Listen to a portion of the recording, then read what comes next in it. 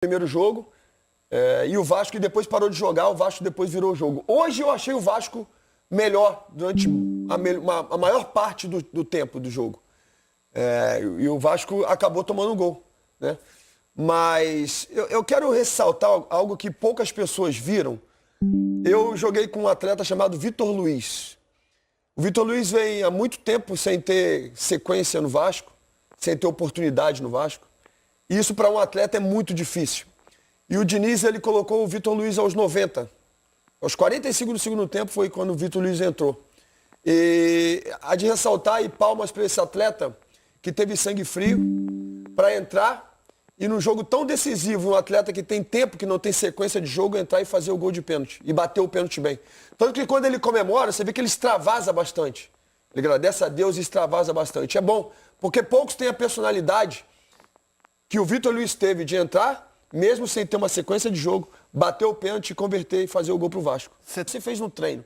Sabe, isso é muito importante, essa confiança que o treinador dá pro atleta, sem dúvida alguma. O desavisado que estava vendo no Sport TV hoje podia até se perguntar, pô, esse jogador tá no Vasco, entrou e fez um gol importantíssimo na disputa de pênaltis. Nossa enquete, Dena, você que não foge de enquete, é a seguinte: quem é o favorito, não quem vai ganhar, a gente não tem bola de cristal, quem é o favorito nessa decisão de Copa do Brasil?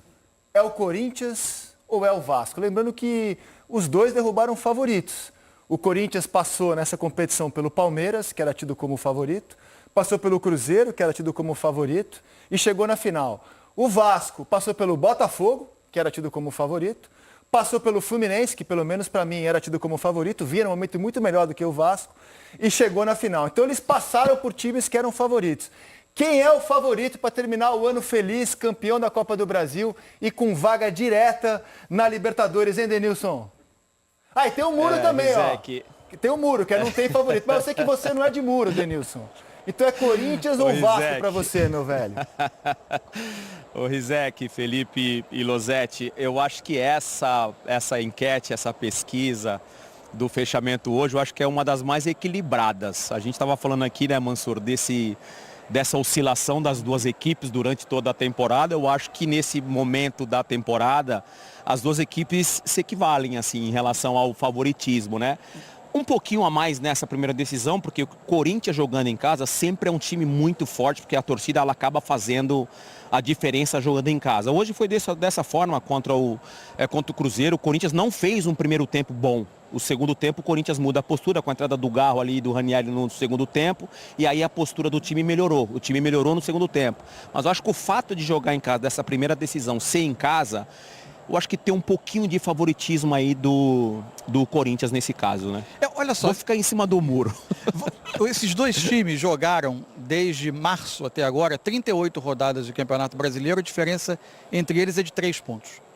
Então, só para começar, justifica, já né, fica esse claro que equilíbrio, a diferença entre eles não é grande. Eles tiveram períodos do ano de atuações bastante ruins e de preocupação, de um lado e de outro. Tiveram alguns momentos em que ensaiaram recuperações e deram otimismo à torcida, de um lado e de outro. E logo depois frustraram torcidas, não dando sequência a esses momentos. Acho que o Corinthians tem uma questão especial. O Vasco em alguns momentos tinha um elenco que precisava na janela do meio de ano, desesperadamente, de reforços em algumas posições que eram muito carentes. O Corinthians tinha um problema com jogadores que ele não conseguia sempre usar juntos, os seus maiores talentos do setor ofensivo.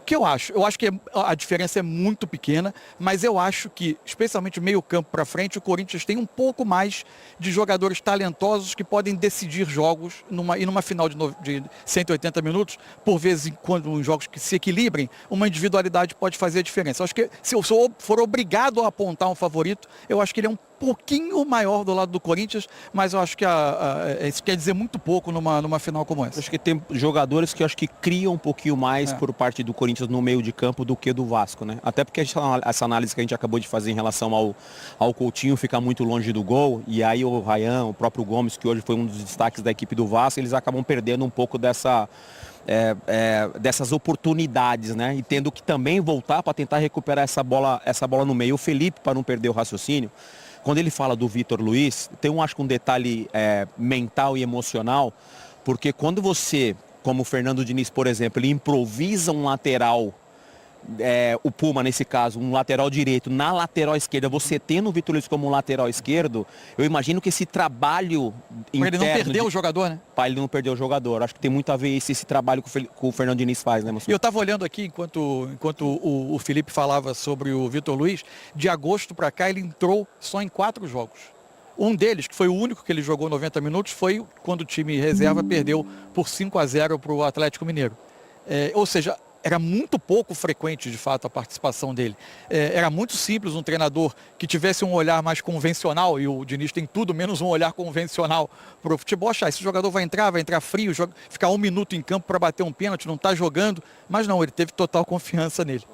É isso, Rizek. Desse lado a gente está de acordo, né, Mansur? Nesse um pouquinho de equilíbrio, o favoritismo, mas, perdão, pro Corinthians, mas né? o Vasco pode perfeitamente sair campeão. Vocês, meus amigos? Vocês estão pensando Vou em passar que aqui para a dupla, lembrando que o favoritismo Vasco, aí de vocês? o Vasco passou hoje pela 3ª disputa de pênaltis dessa Copa do Brasil. O Operário, né, como eu disse, na estreia do Diniz na competição, no segundo jogo, Botafogo e agora Fluminense. Corinthians levou o primeiro gol dele hoje na competição, ficou 818 minutos sem levar gol, levou 2 hoje, foi para os pênaltis. Quem é o favorito, Felipe? Se favorito tem, na sua opinião? Para mim não tem favorito. A mesma coisa que eu falei antes do confronto entre Vasco e Fluminense. O Fluminense vinha no melhor momento e mesmo assim clássico se decide sempre dentro de campo, nada antes. E eu penso que o Vasco é um clube gigante que vem há muitos anos buscando sair dessa fila, buscando levantar um troféu importante. Tem jogadores para isso, tem um treinador para isso, e do outro lado tem um Corinthians que também tem atletas, tem um treinador que há pouco tempo atrás ganhou 2 Copas do Brasil, que é o Dorival. 3 Copas do Brasil, exatamente. Santos, Flamengo e São Paulo. Que é o Dorival, mas nos últimos tempos... ele ganhou com o Flamengo, depois saiu do Flamengo, foi pro São Paulo e ganhou do Flamengo com o São Paulo. Só o Filipão, com 4, ganhou mais na Copa do Brasil que o Dorival. Então, assim... Ele pode se igualar ao Filipão, se ganhar, como o maior vencedor da competição. Sem sombra de dúvida, 50-50 para mim. 2 grandes torcidas que vão fazer uma festa incrível também. Então, para mim, não tem favorito. As torcidas, o Mansur abriu falando de aula de arquibancada, né? As torcidas, eu também não sei quem é o favorito, mas de torcida tá 50-50, né? Elas deram um espetáculo, elas têm carregado os clubes nas costas e não vai ser diferente quarta e domingo. Quem é favorito? Não tem, mas não é muro, é porque não tem mesmo. Os 2 times têm trajetórias parecidas, tem talentos similares, o Corinthians pode ter em quantidade mais talentos, mas talvez a gente chegue à conclusão que o Ryan é o mais especial de todos aqueles que estarão em campo, ou no momento especial. O maior artilheiro da história da seleção holandesa está do outro lado. Os 2 goleiros podem decidir a final, podem decidir o título. Aliás, o Vasco, você disse 3 decisões de pênaltis nessa Copa do Brasil e 3 no ano passado, se eu não estou enganado, 3 vitórias. Água Santa, Fortaleza e Atlético Paranaense. Né? Então, isso, perfeito. Então, assim, a zaga do Corinthians cresceu.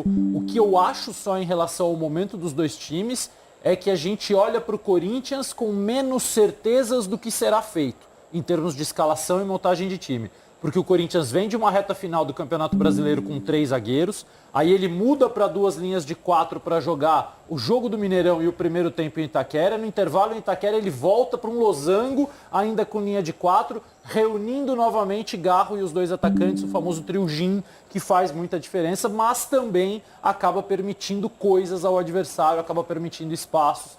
Então, acho que o Vasco a gente olha e é mais fácil imaginar com que time o Vasco vai entrar em campo. Mas isso é vantagem para um dos 2 lados? Não se configura para mim. Agora, Dena, Mansur, se o Corinthians tem mais investimento, né, uma folha salarial de 25 milhões de reais por mês, jogadores como Garro, Yuri, Memphis, Carrilho, o Vasco do Diniz, ao contrário do Vasco do ano passado, não aceita limitações, né? O Vasco joga, cara, foi para cima do Botafogo. Poxa, eu acho que hoje foi para cima do Fluminense, mesmo que o Fluminense tendo, na minha opinião, mais elenco, o brasileiro mostra isso. Eu vejo esse Vasco do Diniz como um Vasco que não aceita limitação. Um Vasco que joga, que joga. O que vocês estão projetando nesses 2 jogos de final? E se vocês concordam que é um Vasco do Diniz que não aceita limitação, cara, que vai para o jogo. É o padrão, né, Rizek? A gente comentou aqui sobre essa filosofia de trabalho do Fernando Diniz, de não mudar a postura. Ao longo da carreira do Diniz, para falar a verdade, ele sempre foi muito questionado por justamente durante um jogo ele não mudar a postura do time. Quando eu falo postura, eu falo é o jeito de jogar. Às vezes muito pressionado, perdendo o jogo de 2-3-0 e ele continua mantendo o padrão de saída de bola. E ele foi muito questionado ao longo da trajetória dele como treinador. Ele ganha a Libertadores com o Fluminense, jogando dessa forma, mas tomando um sufoco do Internacional. E aí, no final eles acabaram ganhando. Obviamente, quando você conquista o título, as coisas que aconteceram durante aquela partida ruins, você acaba não comentando e não falando e exaltando o que acabou acontecendo de positivo.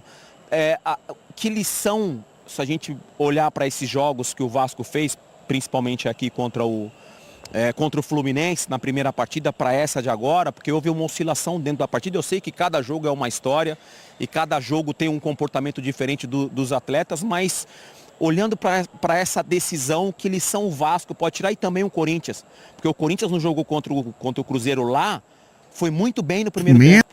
O Cruzeiro desperta no segundo. E hoje já é o contrário lá, né? O Corinthians joga mal no primeiro tempo, desperta no segundo. E aqui o Vasco ele começa pressionando, mas depois o Fluminense acho que começa a tomar conta do jogo. Que lição, de repente, tirar desses dois jogos? Assim, eu acho que durante as carreiras de Dorival e Fernando Diniz, os dois se caracterizaram por times quase sempre arejados, com disposição para tentar assumir eventualmente alguns riscos, tentar buscar o jogo, tentar fazer o jogo acontecer, tentar produzir bons espetáculos olhando para a parte ofensiva. Ao longo da temporada, eu acho que esse Corinthians teve alguns momentos em que ele soube ser bastante pragmático, bastante conservador, quando foi necessário.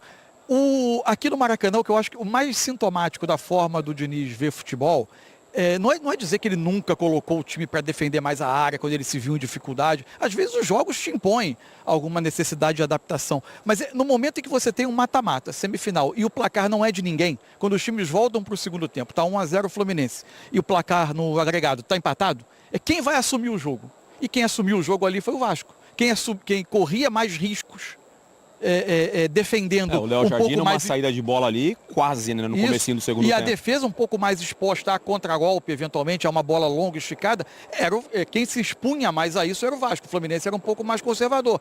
Eu acho que o final do jogo até tem um pouco mais de Fluminense à frente, porque até fisicamente os dois times caíram muito, o jogo mudou um pouquinho de cara. Então acho que tem um pouco dessa filosofia. Agora, o primeiro jogo, eu acho que tende a ter muitos momentos um Corinthians buscando fazer o resultado em casa, porque a necessidade dele de trazer para o Maracanã algum conforto. O Mansur, muitos dos jogos que eu acompanhei do Corinthians, e hoje foi um exemplo, o Corinthians muitas vezes atrai o seu adversário para dar campo para Yuri Alberto e Memphis Depay ter essa corrida. Muito mais Yuri Alberto, que é uma característica dele. Não sei se jogando em casa, diante do torcedor, casa cheia e tudo mais, o Corinthians de repente vai adotar essa postura de trazer mais o Vasco para dentro do campo, deixando o Vasco ter essa posse de bola, para de repente roubar essa bola com Garro, enfim, quem for jogar, e espetar e encontrar de repente esse campo para o Yuri Alberto correr. Então, o Yuri Alberto é um jogador que se beneficia muito desse tipo de jogo. Esse pode ser um cenário. Acho que quando o Corinthians também tem o Garro, aí ele fica, por vezes, com uma formação que pede um pouco mais de controle, um pouco mais de posse, de ter um pouco mais de bola no pé para poder articular, né? Porque aí ele dá ao Corinthians uma pausa, uma construção, um outro tipo de saída. Então, vê também como chega o Garro até os jogos finais. Acho que isso também influi um pouco. Uma coisa que o Losetti falou, eu concordo muito. Até em termos de estilo, a necessidade fez o Dorival variar muito forma de jogar, desenho tático do time e comportamentos nos jogos. O Vasco talvez seja um pouco mais, não sob o ponto de vista crítico da palavra, negativo, mas um pouco mais previsível nesse aspecto. Por causa do jeito de jogar, né Rizek, Losetti, Felipe, o padrão de jogo do Vasco ele é muito mais fácil de você analisar, né? Enfim, pelo jeito que o Vasco joga, do que de repente a mudança de comportamento do Corinthians. Eu não sei o que vocês acham, né? Qual postura o Corinthians vai tomar nesse primeiro jogo, se vai trazer o Vasco para ter esse campo para Yuri e Memphis Depay correrem, enfim, criar o espaço necessário e a dificuldade para a defesa do Vasco.